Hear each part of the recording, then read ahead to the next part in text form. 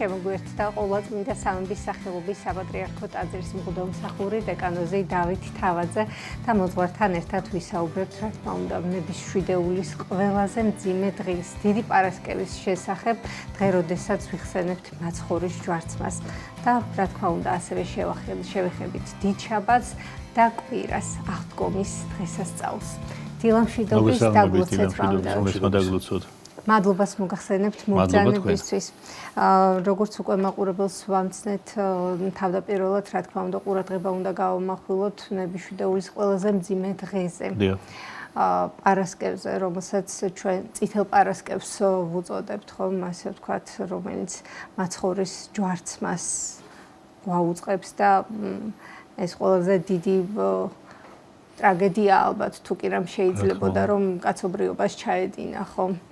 მამა დავით უფალს, რომელსაც ყველაფერი ხელეწიფება, რომლის გარეშეც არაფერი არ ხდება, ადამიანს ერთით მის ღერიც არ ჩამოვარდება და ჩიტიც კი არ შენებს ბუდეს, ხო? ნუ თუ არ შეიძლებოდა რომ სხვა გზა ყოფილიყო იმისათვის, რომ ადამიანი გამოეხსნა, ადამიანი დაეხსნა და თავად მაცხოვარს არ ეტვირთა და არ განეცადა ეს ტანჯვა და ეს ტკივილი, რომელიც მან განიცადა ჯვარცმისას. რა თქმა უნდა, მათაც ბრძანებთ.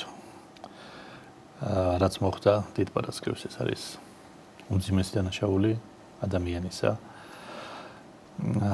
და როგორც ამობენ წმინდა მამები, ისევე როგორც პირველი ცოდვის შემდეგ განაჩენი იყო შესაბამისი, რომ ადამიანმა დატოვა 60 დღე, ასევე ამ შედარებაც კი არ შეიძლება ასე ვთქვათ, ამ საშინელი ცოდვის შემდეგ, როცა ადამიანმა მისი მაცხოვარი, მაზეც შეყვარებული მაცხოვარი, ჯვარცაცვა, გოლგოთიდან ყველაფერი მოჩანდაო, მთელი კაცობრიობა, მთელი წარსული, აწმყოდობამავალი კაცობრიობისა და ელოდებოდაო განაჩენს ისევ სამყარო. და განაჩენი დადგა, მაგრამ განაჩენი იყო საოცარი, რომ ეს ამბობს, რომ მამაო მიუტევი ამათ, იმიტომ რომ არიციან რას აკეთებენ. აი ეს იყო განაჩენი სიყვარულისა. რა თქმა უნდა, ახლა უფალმა სათნო იჩინა ამ გზით გამოხსნა ადამიანებისა. ეს იყო საუკეთესო საშუალება და საუკეთესო გზა. ეს საიდუმლოებაა, რა თქმა უნდა, რომ რატომ მაინც ამ გზით, იმიტომ რომ ამათ შეიძლება ვერ ჩავწოდებით, მაგრამ თავარიც არის, რომ ახლა ადამიანმა თავის თავად შეიძლება ითქვას ვერ გამოისყიდა ცოდვა, ანუ ვერ გაიმარჯვა ცოდვაზე, ვერ დაამარცხა სიკვდილი, იმიტომ რომ მოგეხსენებათ, რომ როდესაც ადამიანი 60 დღეში დაეცა ცოდვით, ცოდვისაც ძალით შემოვიდა სიკვდილი, ადამიანი გახდა ცოდვის მონა, თუ შეიძლება ითქვას, ბორკილები დაედომას ცოდვისა და სიკვდილისა და ერთადერთი რაც მოახერხა კაცობრიობამ იყო ის, რომ შეეთავაზებინა მაცხოვრისათვის ღვთისმშობელი, რომელსაც რა თქმა უნდა ისე როგორც ყველა ჩვენთაგან ცოდვა ებრძოდა, მაგრამ ყოველთვის გამარჯვებული გამოდიოდა ამ ბრძოლაში. მაგრამ თავად ადამიანი რა თქმა უნდა ვერ ამაღლდა ცოდვაზე, ვერ დაამარცხა ცოდვა. და ერთადერთი გამოსავალი დარჩა მხოლოდ ის, რომ თვითონ მაცხოვარს აეღო თავის თავზე ჩვენი დანაშაული და ის მომკვდარიყო მართალი ცრუთათვის, რათა ჩვენ გამოვისყიდეთ ცოდვისაგან, წყევისაგან, წარწმედისაგან და პირველ შვილობის პატივი, ძეობილობის პატივი დაებრუნებინა ჩვენთვის და დასაბამის მიერ წმინდა მდგომარეობაში დავებრუნებინეთ, ავემაღლებინეთ. ეს იყო რა თქმა უნდა ჩვენი გამოხსნის საფუძველი. აი თქვენ სწორად ბრძანეთ დღევანდელი პარასკევის და შაბათის და აღდგომის მნიშვნელობაზე. ერთი ძალიან ცნობილი პიროვნება საეკლესიო წრეებში ამბობდა ასეთ რაღაცას, რომ აი ჩვენ ახლა ხო ვიმყოფებით ყველანი მარხვაში. გასაგებია რომ მილია მარხვა, მაგრამ რა თქმა უნდა მაინც მარხვა არ დასრულებულა და ეს დიდი მარხვა არის სულიერი მოგზაურობაო და მისი ბოლო არის აღდგომა. ამ როგორც მაგალითად ადამიანი მოგზაურობს და უნდა იცოდეს მისი მოგზაურობის საბოლოო მიზანი და დანიშნულება, ასევე ადამიანები როცა მარხულობთ, ვიცით რა არის ჩვენი საბოლოო გაჩერება, საბოლოო მიზანი, ეს არის რა თქმა უნდა აღდგომა. იმიტომ რომ ჩვენ როცა ერთმანეთს ვახარებთ აღდგომის დღესასწაულს, ჩვენ რა გვიხარია? გვიხარია ის რომ ქრისტე აღდგა, გასაგებია, მაგრამ ჩვენც ავდგებით. ეს გვიხარია, ხო? ჩვენ რა თქმა უნდა ამობენ წმინდა მამები, რომ უნდა ვიყოთ ტკივილი გამცდელი ქრისტეს ტკივილებისა. განვიცადოთ, მაგრამ თუ ამასთანავე არ განვიცადეთ ის აღდგომის სიხარული, რომელიც ამას მოყვება, ის არაფერი არ გამოვა. აი მე მაგალითად მახსენდება ბავშვობაში ერთი ადამიანი, რომელიც შეიძლება ვერ ახერხებდა ტაძარში სიარულს, ცოტა უცნაური ადამიანი იყო, მაგრამ რაღაცა როცა შემოხვდებოდა აღდგომის დროს ისეთი სიხარულით მეუბნებოდა ქრისტე აღდგაო, რომ შეიძლება იმ სიხარულმა აწყონოს ის ადამიანი, იმ გულწრფელმა სიხარულმა და რომელ დონეზე შეიძლება ვერასოდეს ვერ ავიდე და მე ვცდილობ მთელი ცხოვრება, რომ ისე მიხაროდეს. ისე შევიგრძნო, ის იყო ნამდვილი მართალი გულწრფელი და ამიტომ გეუბნები. აი ჩვენ დაგვარდი გამოთქმა ჭირში და ლხინში ყოფნაო. აი ლხინში თანაყოფნა არც ისე ადვილია თურმე. გასაგებია რომ ჩვენ გონია რომ ჭირში უნდა ვიყოთ ერთად, მაგრამ ლხინშიც უნდა ვიყოთ მასთან. ანუ ჩვენ განვიცადოთ ის სიხარული, რაც აღდგომას გავისიაროთ აუცილებლად. ერთმანეთის აი ამის გაზიარება, ერთმანეთის საყოველთაო აღდგომა, ჩვენ მოვედით კაცობრიობა საყოველთაო აღდგომას და ქრისტეს უფლებას და მის დაბრუნებას. მოკლედ დღევანდელი ჩვენი საუბარი მე მინდა დავიწყო მაინც გეცემანის ბაღში მომხდარი მოვლენებით. შევეცდები რომ ადამიანებისთვის გასაგებენაზე რომ მოვყვე, იმიტომ რომ აი მინდა რომ ყველა ადამიანმა რომლებიც შეერთებოდა ტაძარში არ დადიან, ვერ დადიან რაღაც თავისებურად იგრძნონ ის სიხარული და სიყვარული რაც მოდის ქრისტესგან. და რომ ისიც გასაგებია ღმერთი იყო სრული ღმერთი და ამავე დროს სრული კაცი იყო, სრული ადამიანი, ჰქონდა ადამიანური ხორცი, სული იყო ჩვენნაირი და ჩვენ ნახავთ მე როდესაც იმ საშინელ ღამეს ამბორით გასცა ღმერთის ძე იუდამ, რატომ გასცა, რატომ მისცა ნიშანი, რატომ უთხრა თავის იანებს, ასე ვთქვათ, რომ მე ვისაც ვიამბორების იქნება ქრისტეობრივი, ის იყო ჩვეულებრივი ადამიანი, ვერ არჩევდნენ მოციქულებისგან. ისეთი კი არ იყო აღორძინების ხარისხატრები რო ხატავენ, ამ თანამედროვე კინოფილმებში რო არის. აბსოლუტურად ვერ არჩევდნენ. ის ხომ არსებობს ისეთი საუბარიც, ისეთი ვარაუდიც, რომ აი რატომ ეწოდება თომას მარჩბივი, მარჩბივი ნიშნავს ტყუპის ცალს.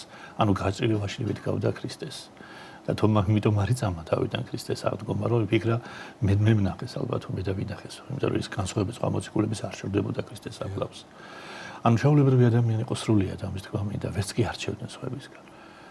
ერთმანეთისგან იქნებოდა ჩვეულებრივი, თუ შეიძლება თქვას, ასეთ სემიტური წარმოშობის ადამიანი, რომელსაც ხელები თურგლის ხელები იქნებოდა, თურგალი იყო მამამისი, ხო? და ის დაკოჭრილი შრომით ხელები ეს არ არის ისე როგორც წარმოდგენილია კიდევ ერთხელ ვამბობ სხვადასხვა ნაწარმოებებში და კიდევებში ნახატებში. ეს იყო ძალიან აი ფიზიკურ შრომაში გამოწრთობილი ადამიანი, რომელსაც ექნებოდა რა თქმა უნდა ძალიან თბილი თვალები, იქნებოდა ძალიან მშვიდი, მაგრამ იყო სრულიად ჩვეულებრივი, არავისგან გამორჩეული.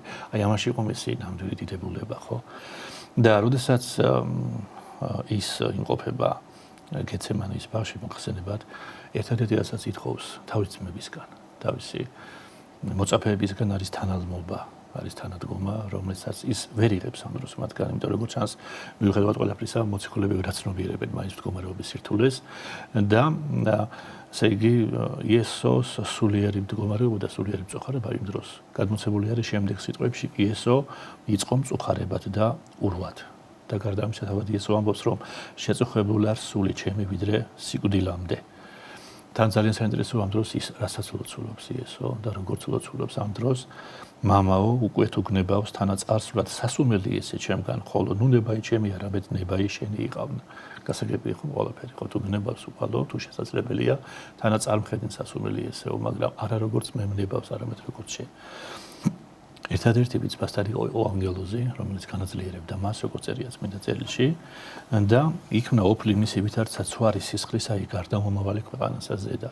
ანუ მისი ოფლის სისხლის სახით გარდამოვიდა ქვეყანაზე, ვახაც რა თქმა უნდა მისი სულიერი მწუხარება არის აღწერილი და ესე იგი, რა თქმა უნდა, აქ იგულისხმება რა, აქ წარმოჩენილი არის იესო ქრისტეს ადამიანური ბუნება, რომელიც ყოვლითურთ ემორჩილებოდა ღვთაებრებს. ანუ იმას კი ეუბნება, რომ უფალო თუ შესაძლებელია თანაწარმხედი სასუმელი ესეო, მაგრამ არა როგორც მე მნებავს, არა როგორც ადამიანურ ბუნებას ნებავს, არამედ როგორც ჩვენ. ჩვენ ვიცით რომ სიკვდილის შიში როგორც ასეთი ადამიანის ბუნებისთვის არის დამახასიათებელი და ეს არ არის ცოდვა. და ძლიერის პიროვნება, ვინც სიკვდილის ამარცხებს და არა იმას ის ვინცაც არ ეშინია საერთოდ, ხომ ის არ არის ნორმალური ასეთ შემთხვევაში. მაგრამ აქ სხვა რამეა მაინც ჩადებული. აქ ერთი შეხედვით რა თქმა უნდა შეიძლება იგონოს ადამიანს რომ და ესეც არ არის რა თქმა უნდა არასწორი რომ აღწარმოჩენილია მისი ადამიანური ბუნება და მხოლოდ ადამიანური შიში და ადამიანების ბუნების დამახასიათებელი სიკვდილის შიში, მაგრამ სხვა რამეზეც არის რა თქმა უნდა ყურადღება გასამახვილებელი, იმიტომ რომ აი წარმოიდგინეთ, როდესაც იესო ქრისტე დაიბადა, ჯერ კიდევ იმ მომენტიდან ბოროტმა არ იცის სინამდვილეში ზუსტად ვინ არის ქრისტე. და სახარებაში მრავალგზის ეკითხება მას, რომ შენ ხარ ქრისტე, თუ შენ ხარ ქრისტე, გააკეთე ის. ანუ იქ გულისხმობ იმას, როცა სამუზის გამოიცდებოდა თუნდაც ეშმაკისაგან.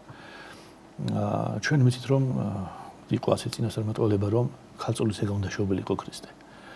მაგრამ ეს იცოდა რა თქმა უნდა წერილი ბოროტმაც, მაგრამ მან ზუსტად არ იცოდა იყო თუ არა ქალწული ღვთისმშობელი. იმიტომ რომ ის დანიშნული იყო. თუ დანიშნული იყო, ამაში დანიშნული ადამიანები ერთად ცხოვრობდნენ როგორც ოლქმარი, ესე იგი ქალწული არ ყოფილა. ეს ხომ სპეციალურად გააკეთეს, იმიტომ რომ მოარიდეს ის ბოროტს, როგორც ქალწული. შეიძლება ახლა ვიფიქროს ადამიანმა რომ დედამიწის გულში რა ის ბოროტმა და ვერ გაიგო ქალწული იყო თუ არა ღვთისმშობელი ვერ გაიგო საქმეც იმაში. იმიტომ რომ იმდენად დიდი სიწმინდეა თავად ღვთისმშობელი რომ მასთან ვერ მივიდა, ვერ მიუახლოვდა. და ამიტომაც მთელი სახარებისეული თხრობის განმავლობაში ბოროტი ფიქრობს რომ კი გასაგებია რომ დიდი ადამიანია, გასაგებია რომ წმინდანია, გასაგებია რომ ავადმყოფებს კურნავს, გასაგებია რომ ღვთის აცოცხლებს, მაგრამ რა არ იყვნენ ესეთი ადამიანები კიდე არ არსებობდნენ, იგივე აბრაამი, ისააკი, იაკობი, მოსე. ისინი თუ დაიტიედა და გადაყლაპა ჯოჯოხეთმა, ამასაც დაიტევს როგორმე, ხო? და როდესაც კულმინაცია დადგა, როცა მომენტი დადგა, როდესაც უკვე ის რისთვისაც მოივლინა ამ ქვეყნად, უნდა ახასრულოს თავისი აი მისია თუ შეიძლება ითქვას, ხო? ვითარცა მესიამ და ჩვენმა მაცხოვარმა. ახლა წარმოედგინეთ ამ დროს ბოროტი რო დარწმუნებულიყო იმაში, რომ ეს არის მესია. ის ყოველნაირად შეეცდებოდა რომ კაცობრიობის გამოხსნა გადადებულიყო. და არაფერ არ მოახდენდა იმის სიკვდილს. ამიტომაც რომ არ გადაწეულიყო ეს გაურკვეველი ვადით კაცობრიობის გამოხსნა, ხმაცხოვარი სპეციალურად ამბობს ამას. რომ აფიქრებინოს ბოროტს, რომ ეს თუ ის არის, რომელმაც ადამიანები უნდა გამოიხსნას და ამის გამო განკაცდა, ნუ თუ ახლა ესე ილოცებს, რომ აი მამაო, თუ შესაძლებელია თანაწარმოებდა სასუმელი ესეო. ამას ხო არ გაგდებს, ანუ არ არის ის. კი არის დიდი ადამიანი, მაგრამ დაიტევს როგორმე მას ჯოჯოხეთი. მაგრამ მოხდა ის მერე რაც მოხდა, როგორც აი თევზის შემთხვევაში ხდება, ხო? მამებს ხანდახან თევზის საყით ყავს ჯოჯოხეთი წარმოდგენილი, როდესაც გადაუგდებ ანკეს და გონიათებს, რომ გადაყლაპავს იმ ჭიას, მაგრამ თვითონ ხდება ამ დროს ამოყვანილი და თვითონ განადგურებული და როგორც ამომეწმინდა მამები, როგორც მშობიარი ქალი ვერ დაიტევსო მშობიარობის დროს სხეულში ახალშობილ ბავშვს ასევე ჯოჯოხეთმა ვერ დაიტია ქრისტე. ანუ ეს ყველა გვარი, ასე ვთქვათ, მოხერხებული მოქმედება მაცხოვრისა, რომ ამით ასე ვთქვათ დაარწმუნა, თუ შეიძლება თქვას ბოროტი, რომ ის არ არის თქვათ მისთვის ისეთი საშიში პიროვნება, მისი ჯვარცმით არ მოხდება დასასრულის დასაწყისი, არ დაიწყება ბოროტების განადგურებისა და ამიტომაც აი რაც ის ვასაც უნდა მათ ჩაფიქრებული ეს ყველაფერი რა თქმა უნდა შვიდად ავასრულა. ამასთან დაკავშირებით კიდევ ერთი რაღაცა მინდა გითხრათ, რომ აი როდესაც მოწამეობის სასმისის მიღების მოლოდინში ის რამდენჯერ მithხოვს თავის ძმებს, როგორც აღნიშნეთ, რომ ჩემთან ერთად იღვიძეთ და ილოცეთო, მათ თვალები დამძიმებული აქვთ და ეძინებათ, რა თქმა უნდა, წარმოჩენილი არის მათი სისუსტე. ყველა მოციქული თავდაპირველად გამოხატავს სისუსტეს, მაგრამ შემდეგ ყველანი თანდათან იზრდებიან, იუდა ვერ გაიზრდება თორემ. მოკლედ სამყაროს მიტოვებული ყავს იესო, მხოლოდ ანგელოზი აძლიერებს მას და აი დადგა, როცა იესო ამბობს, ადექით წავიდეთ, აჰა მოგვიახლოვდა ჩემი გამცემი და სიტყვა არ დაესრულებინა, რომ მოვიდა იუდა 1:12 და მასთან დიდძალი ხალხი מחვილებითა და წათებით.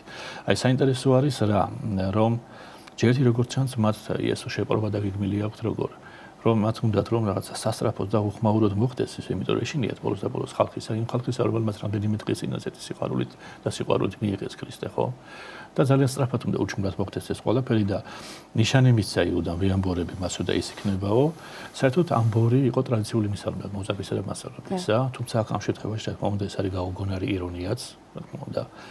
ამაზე ორი აზრი არ არსებობს და როცა იესო ეუბნება მას მოყვასო, რომლისათვის ამოსრულ ხარ, ნიშნავს იმას, რომ აღასრულე ის ისთვისაც მოხვედი.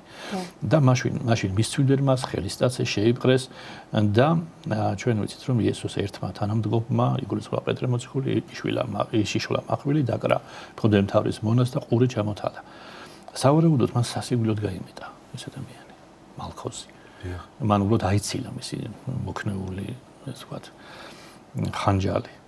თავიდან აიცილა და ამიტომაც ყური ჩამოეთალა და მახვილმა და მაცხოვარმა იმ წუთას გაუმთელა მას მოკლეთილი ყური და პეტრეს უთხრა რომ ჩააგე მახვილი ხარქაში, ნუ თუ არ უნდა შევსვა სასმისი, რომელიც მე მამა მომცა. ახლა საინტერესო რა მომენტია, იუდას რა უნდოდა?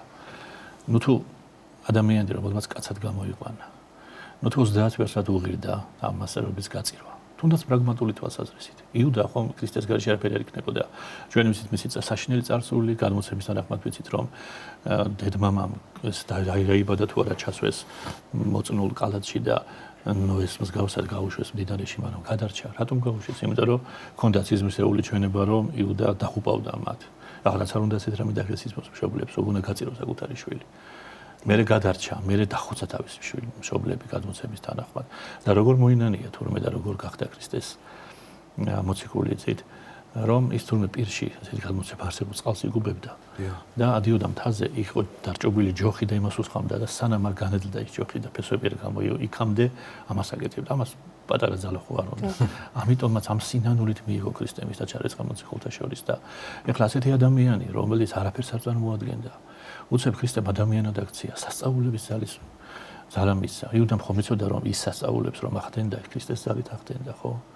ის რომ კუდრებს აღადგენდა მაცხოვარებით, ის ხომ ქრისტე მისცა მან ამას ამისალა.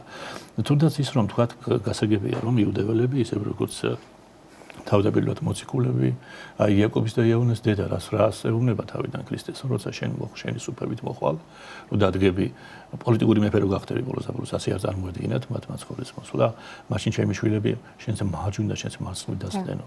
და რა გასაგვირია იუდა თუ ასე ფიქრობდა, ყველაზე ფიქრობდა თავიდან. მაგრამ შემდეგ ისინი როგორც ვთქვით, გაიზარდნენ სულიერად, და კი დარჩა ამ მდგომარეობაში. იუდას ისევ ასე წარმოუდგენია, მან შეიძლება თქვას რომ ფსონი დადო იესოზე. და თქვა რომ მე მაწყობს ამ ადამიანის მეგობრობა. ამ კაცთან არ დავიკარგები, ყველაფერი ამ კაცით მაქვს და ბოლოს, როცა ის პოლიტიკური მეუფე გახდება, როგორც ამას ებრაელები ფიქრობენ და გააბატონებს ებრაელებს, ყველაზე და ჩვენ ვიქნებით პირველი, ხო? რატომაც არა მე მასთან ერთად ვიქნები და ვიქნები ერთ-ერთი მინისტრი, რატომაც არა, ხო? და ახლა ასეთი ადამიანი როგორ წარმოგიდგენიათ, გაწირავდა იესოს, რაში აწყობდა იუდას ქრისტეს გაწირვა? რა მაინდამის 30 ვერცხლი? აგერ ჩვენ ნახეთ რომ ქალბატონმა ცოდვილმა ადამიანმა იესოს 300 დრაქანის ის ასე თქვა დაასხა 300 დრაქთან შედარებით 30 ვერცხლი აფერი არ იყო, ხო? ახლა მე იმას კი არ მომბრა, რა თქმა უნდა, თქვენ თუ ვინმე ამას ბრძანებს რომ კი ვერცხლის მაყარი იყო იუდა, რა თქმა უნდა იყო. მას ჰქონდა კვადრუსი ჩვენ ვიცით და ქისა და ის აგროვებდა ამ შემოწირულებს და იპარავდა ამაზე ორი აზრი არ არის, კი ბატონო ფულის მოყარული ამას კი არ ვეწინააღმდეგებით, მაგრამ რის თქმა მინდა თუ ასე, თუ მართლა ასე უნდა მას ეს 30 ვერცხლი და ყველაფერი მისთვის ეს ფული იყო, რატომ მიუყარა მაშინ უკან? ხდემთავრებს რატომ უთხრა მას მოგეცით მართლის სისხლიო? რა მოინანია? არ მოინანია მაშინ საქმე. რომ მოინანიები და კიდე გასაგებია, რომ არ მოინანია. არაფერს არ წარმოადგენდა მისთვის ასეთ ის 30 ვერცხლი. საქმე იმაში გაკლავთ რომ ჩვენ ცოტა სხვა კუთხე რო შევხედოთ ამ ყველაფერს. აი წარმოიდგინეთ რომ აი იუდა ფიქრობს რომ რაც მან ასე თქვა წეგამ თქვით წინასწარ გაიაზრა რომ აი მე რატომ მაწყობს იესოსთან ურთიერთობა იცი რომ მე მისგან რაღაცას გამოველი. რაღაცა იესოსი არ აკეთებს, არ იქცევა. არც თავის პოლიტიკურ მეუფებაზე საუბრობს. მარტო ცოდვებზე საუბრობს და ცოდვების დამარცხებაზე და სულიერ მეუფებაზე და იუდას არ აწყობს საერთოდ. არ აწყობს, მაგრამ იმას მაინც ფიქრობს რომ იცი რა როგორ ახლა კაცი, ანუ ღმერთია. და გასაგებია თამდაბალია, გასაგებია შეურაცხყოფას იტანს, გასაგებია ყველაფერს იტანს, მაგრამ ამ საცოდვებს, ამ ჭიანჭველებს, თავს მოაკვლევინებს, ამას ხო არ იზავს. ამიტომ აი პროვოცირებას ახდენს, თუ შეიძლება ითქვას, ნახეთ რომ სიკვდილი ნივიდეს ახლოს იესოსთან, რომ მე ეს გაბრაზდეს მაცხოვარი, განძრისდეს, გამოაშინოს თავისი ძალა, მუსრი გაავლოს ამ მტრებს და ბოლოს დააყენოს ის სასუფევლი, რომელსაც ელოდებოდნენ, ასე ვთქვათ, იუდეველები და სხვები ქრისტეს და გააბატონონ ებრაელები და მათ შორის იუდა, ხო? აი ხო ხვდებით რას გულისხმობთ ეს იყო რაღაცა ისეთი გათვლა და იუდა ხედავს რომ მას კობზინაცარში ჩაუვარდა. იუდა ხედავს რომ სიკვდილი მიუშვა იესო მასთან. მიიდრიკა თავი და განმტევასული, ხო? ეს ხომ არ შედიოდა მის გეგმებში. მან საკუთარ თავს ვერ აპატია თავის სისუსტე, თორემ რა თქმა უნდა მაცხოვარი აპატიებდა, ხო? მაგრამ ეს დამოკიდებულება მაინც მინდოდა იუდასი 1-2 სიტყვით მეთქვა, გისმენთ? დიახ, თავისთავად. და ჩვენს თანამედროვეობაშიც დღევანდელ დღეს, რა თქმა უნდა, ჩვენს თავშიც, ჩვენს საზოგადოებაშიც მოიძებნება იუდა, მოიძებნება პეტრე თავისთავად და აუცილებლად უნდა გავამახვილოთ ასევე ყურადღება ვისაუბრეთ ძირითადად პარასკევის შესახებ, დიდი შაბათიც უნდა ვახსენოთ აუცილებლად მამდავით და რა თქმა უნდა შემდგომ უკვე აღდგომის შესახებ უნდა ვთქვათ აუცილებლად მისი მნიშვნელობის შესახებ 5 წუთი გვაქვს სულ დრო დარჩენილი და მართლა ის დიდი შაბათის შესახებ რა თქმა უნდა დიდი შაბათის უმნიშვნელოვანესი დღეა და გამორჩეული დღეა. ყველაზე მთავარი ახლა შეიძლება ითქვას ეს თქმაც მინდა და არ მინდა რომ გამომჩეს არის ის რომ ზოგადად ამ დღეს მამები ამბობენ ეს არის ახლა დიდი სიჩუმის დღე, გარინდების დღე. აი როდესაც მაცხოვარმა მიიძინა, როდესაც აი მზე დაბნელდა, თუ შეიძლება ითქვას, აი როდესაც აი ის რა საშინელება მწუხარების გლოვის დღეებია, მაგრამ ამავე დროს არის უეჭველი აღდგომის სიხარულის მოლოდინი. ანუ ორმაგი დატვირთვა აქვს ამ დღეს, ხო? თან თითქოს აი ყველაფერი მწუხარებაშია ჩაფლულია, მაცხოვარი საფლავშია დადებული, მაგრამ ყველა მიწის რომ უეჭველია. ამასთან ერთად მარტო ჩვენ კი არა, ჯოჯოხეთში ყოფნა ადამიანებმა, რომლებიცაც უეჭველი გამოხსნის სიხარული, იმ ჯოჯოხეთის ტკივილებსაც კი უკავებდა იმ ადამიანებმაც იცის, რომლებიც მოდის და მისი აღდგომა მოდის, ხო? ეს ორმაგი სიხარული, მაგრამ არ დამისა ჩვენ ვიცით, რომ უნიშნულოვანესი რაც მოხდა ამ დღეს არის ის, რომ მაცხოვარი ჩავიდა ჯოჯოხეთში და მივიდა და ქადაგა. რას ნიშნავს ქადაგა? ამას იმიტომ უსვამ ხას რომ არის ეს მოსაზრება რომ მან ამოიყვანა ჯოჯოხეთში მყოფი მართლები რომლებიც მხოლოდ იმიტომ იმყოფებოდნენ იქ რომ 60 არ იყო ჭერღია მაგრამ როგორ გონიათ ახლა მოსეს იაკობს და აბრაამს ქადაგება ჭირდებოდა კიდე ქადაგება ჭირდება იმას ვინც არ იცის ხო ანუ არის მეორე მოსაზრებაც და მეორე დამოკიდებულებაც სწავლება ჩვენს ეკლესიაში რომ მან არა მხოლოდ ისინი გამოიყვანა ჯოჯოხეთიდან რომლებიც იქ იმყოფებოდნენ არამედ ისინი რომლებმაც არ იცოდნენ, ანუ არ მარტო ისინი, რომლებმაც იცოდნენ ქრისტეს შესახებ და უბრალოდ ისინი იმიტომ იმყოფებოდნენ, რომ 60 არ იყო ღია და მას ეცლოვანი מחვილით იცავდა ქერობი. არამედ ისინი, რომლებმაც ასე ვთქვათ, არ იცოდნენ, მოусმინეს იხილეს და იქადაგეს გამოყნენ მის ქადაგებას, მაგრამ ყველა საინტერესო ის არის, რომ მესამე მოსაზრებაც და მესამე სწავლებაც არსებობს ეკლესიაში, რომელიც ამბობს, რომ ყოველნი ნათესავი განათავისუფლა. ანუ ყველა წამოიყვანა. ეს რა თქმა უნდა ჩვენ გულისხმობთ იმას რომ კიდე თუ არის სასია მაგრამ ეს ხომ ხას უსვამს იესო ქრისტეს განუზომელ მოწყალებას და სიხარულს ეს არის დღე როდესაც ადამიანები ძველად ამ დღეს ეზიარებოდნენ ამბობს ინათლებოდნენ ამ დროს ეზიარებოდნენ აი განსაკუთრებულ მძიმაცობებში ადამიანებს ეძლებოდათ საშუალება რომ მაცხოვრისის და ხორცს ეზიარებულიყვნენ ანუ განსაკუთრებული დღეა ხო არ შეიძლება ახლა რომ აღდგომაზეც ვთქვათ 1-2 თქვა ჩვენ რა თქმა უნდა აღდგომა ზე უნდა ვისაუბროთ იმ გაგებით რომ ჩვენ ვიცით მაცხოვარი ისთვის მოვიდა რა იყო მისი ამ ყველგან მოვლენების მიზეზი ხო როგორ ჩვენ ზეა ვთქვით მან თავისი ასე ვთქვათ ამ ყველგან მოვლენებით ქადაგებით სწავლებით ჯვარცმით საფლავზე დადებით აღდგომით და არა მარტო აღდგომით არამედ ამაღლებით გამოგვიხსნა ჩვენ ცოდვისაგან და წრებისაგან და სიკვდილისაგან და წარწმუნდისაგან ხო მაგრამ აი ძალიან საინტერესოა თვითონ ეს ფაქტი როგორ მოხდა ეს აღდგომა როგორ თენდება თვითონ ეს აღდგომის ღამე რომ ამ საშინელ ღამეს რომელშიც აი ფაქტობრივად აი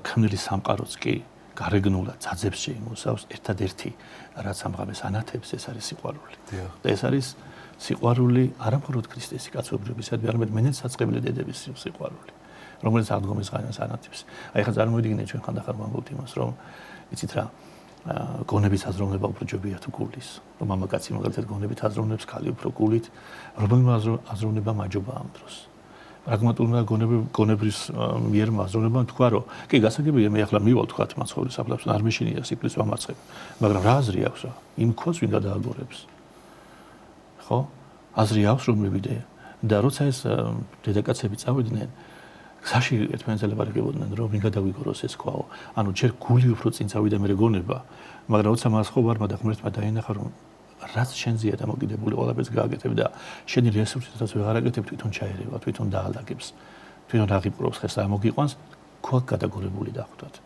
ხო ეს იყო რა საოცარი სიყვარული რომელმაც გაათენა აღდგომის ღამე და ჩვენ ვიცით რომ აღდგომის მოწმე გახდნენ ადამიანები უახლოესი ადამიანები ჩვენ გადმოცემით ვიცით რომ ის პირველად დედას ღვთისმშობელს გამოაწყდა ანუ გეშა იგი რა თქმა უნდა მარია მაგდალენთან შეიძლება სასულოდ საუბარი იმაზე შეხვედრაზე მარია მაგდალენთან მიუხედავად იმისა რომ როცა ვერ იცნო თავიდან მარიამ ის შემდეგ ხმით იცნო და გაიქცა მასთან უნდა ფეხებში ჩავარდნილი ყო მაგრამ მაცხოვარმა უთხრა რომ არ შემეხო ეს ნიშნავს იმას რომ ჩვენ ვიცით რომ სანამ არ იყო ჯერ მონათლული მარიამი და სანამ არ მოვინათლები ჩვენ იქამდე რა თქმა უნდა ვიცით რომ ვერ ვეხებით ქრისტეს ანუ ჩვენი ზიარება არ შეიძლება ვქართ ისა რომ ჩვენი მონაწილეობა იმიტომ არ შეიძლება და მარიამის შეხება უფალთან ხო მოგეთ აღდგომის სიხარული წარმოუდგენელი სიხარულია წარმოუდგენელი ადამიანებისათვის იქ ისეთი ამბები მოხდა ანგელოზების გამოცხადება საოცარი ჩვეულებრივი ადამიანები თვითონ აი დღეს ჩვენ არ მოგვეცა ის